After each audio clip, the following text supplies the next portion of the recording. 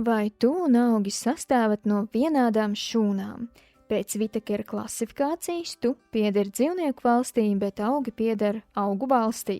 Bet, ja mēs paskatītos mikroskopā, no kā sastāvam mēs un augi, mēs ieraudzītu, ka mūsu uzbūves pamatelements ir šūna.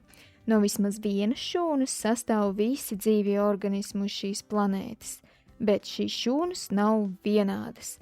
Līdzīgais ir tas, ka gan augu, gan dzīvnieku šūnās ir kodols, kas satur ģenētisko jeb iedzimtības informāciju.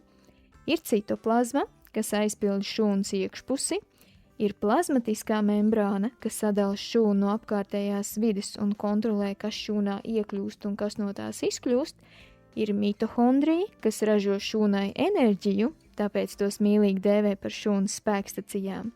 Bet, kā mēs zinām, augi spēj fotosintezēt. Fotosintēzes laikā augs izmanto gaismas enerģiju, lai no ūdens un ogliskābās gāzes veidot organiskās vielas. Tātad augs pats var saražot sev barības vielas, glikozi. Procesā rodas arī skābeklis, ko elpošanai izmantojam gan mēs, gan arī paši augi.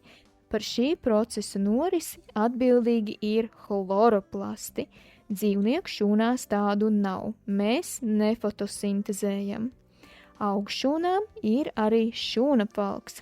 Tas atrodas ārpus šūnas membrānas un piešķir augšūnai papildu izturību un noteiktu formu.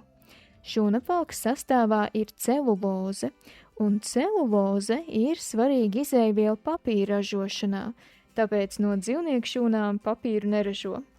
Augšķūnā bieži ir arī liela vakuola, tā var uzkrāt ūdeni un dažādas vielas, kā arī palīdz uzturēt šūnu stingrību.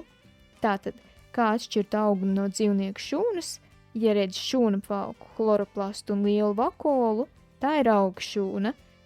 Ja šāda struktūra nav, tā varētu būt dzīvnieku šūna, bet ir jau vēl arī sēņu šūnas, kurām arī ir šūnapvalks.